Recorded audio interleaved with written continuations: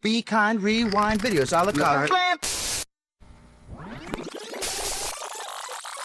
And this week's Be Kind Rewind is, again, one of my favorite directors, Christopher Nolan. It's Inception. Yeah, man. Inception. It's a movie about dreams within a dream. Right. You know, can you tell what's real and what's not? Right. And this is one of those films that you really have to pay close attention to. You do. There's so many details within the film, and then and we'll get into it a little bit later, but it even leaves on like somewhat of a cliffhanger where you're wondering, like, did I miss something, or like what's really going on? But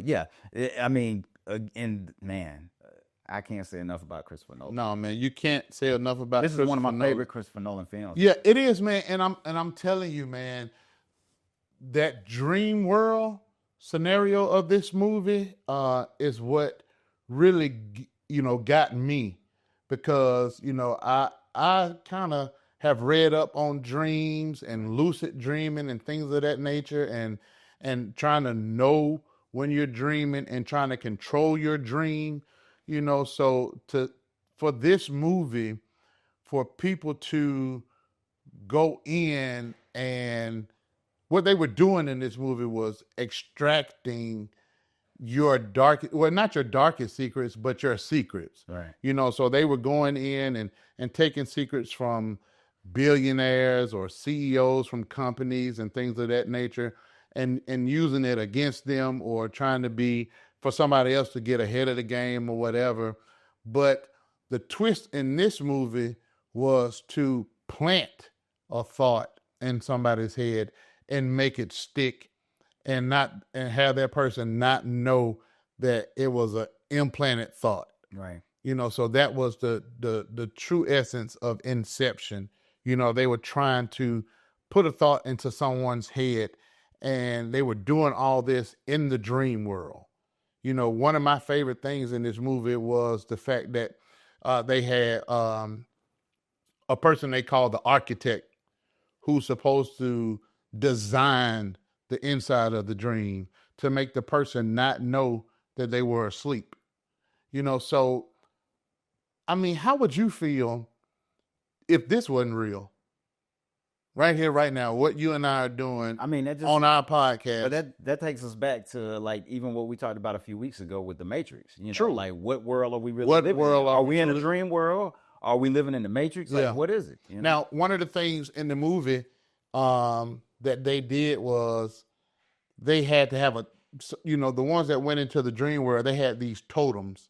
Right. And it was something that they only could touch, something they only knew the weight of, or whatever the case may be. And when they woke up from a dream, they would use their totem or whatever to let them know if they were truly awake or asleep. And shout out to Leonardo DiCaprio. Always. In this movie, man. Always, I mean, man. He always brings it, man. He truly brought it in this movie. Yeah. He truly brought it in this movie, man. I can't say enough about him in this movie. But I mean, let's get into it. Tell us about the plot point of the film. Because Leonardo DiCaprio, his whole deal was, trying to get his family. Trying to get back to his family. He wanted to get back to his family. Now, Inception stars Leonardo DiCaprio. He is a guy who goes into the dream world, and he extracts information from these people's dreams. And then he's offered a chance at redemption to get back to his family by implanting an idea into someone's dream. And if you've never seen the movie, he's taken away from his family. He's running from the law as well, but he's also running from guilt. Right. Because he and his wife actually used to work in this thing together, and she committed suicide. Yep, Marion Cotillard. Yeah, she committed suicide because she could not remember what was real and what was fake. And because of that, she killed herself. And in these dream scenarios, when he's going into these people's dreams, one of the things that he's fighting against is his wife. He's fighting against her in the dream, and she actually comes as a help to the person that he's trying to steal this information from. Right. And she's always trying to either kill him or kill someone that is working with him.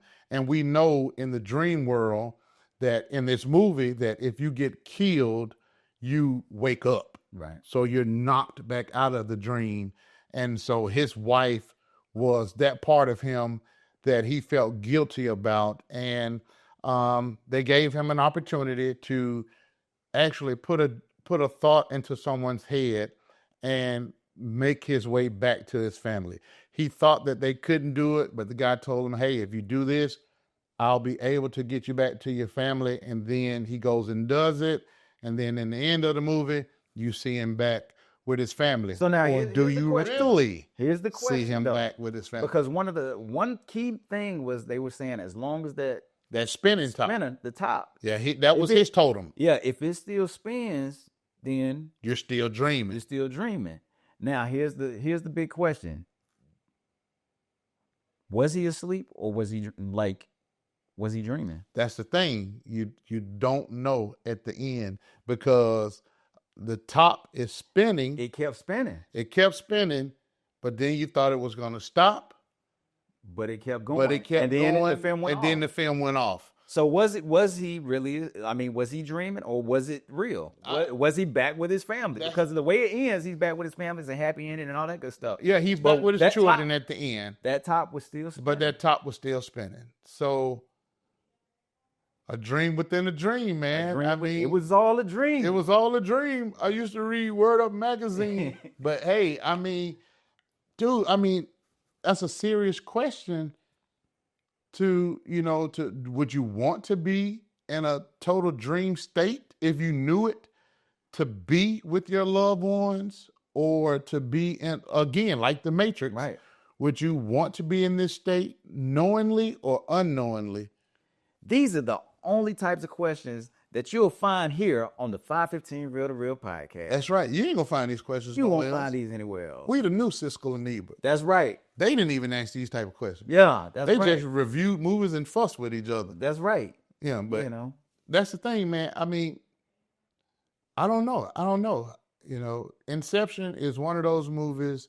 It makes you think. It really makes you think, and you have to really pay attention. Yes, you cannot be asking nobody to go get no popcorn. No. You can't be asking no questions. You can't be touching me when we're watching this movie. Right. You just have to sit there and watch the movie in order to understand it. Now, the visuals in this movie, visuals are crazy. Was amazing. Yeah, man. Inception is definitely worth a rewatch. If you haven't seen it in a while, do yourself a favor, go back and watch it. But like Johnny said, don't get up and get no popcorn. Don't get it. Pay close attention because it does leave on a cliffhanger. Like, you don't know whether he's back with his little girls or if he's still in a dream state. But, now, let me ask you this. I'm going to ask you one last question before we wrap. I know it's time to go. Yeah. But, the layers of reality in this movie, how Christopher Nolan used dreams within a dream to really reflect grief, guilt, and letting go was amazing. And it's something that really makes you think. But which level of dreams was your favorite? Was it the hotel hallway fight or the snow fortress? Which one of those two? Man, that hotel hallway was crazy. Yeah, that was crazy. That was crazy, man. I love the way it was filmed, and it was, that one was probably my favorite. Yeah. Both were amazing, but I think that hotel hallway fight scene was just crazy. That was mine too. Man. Again, shout out to Christopher Nolan, man. Shout out, one of the GOATs, man. Yes, definitely.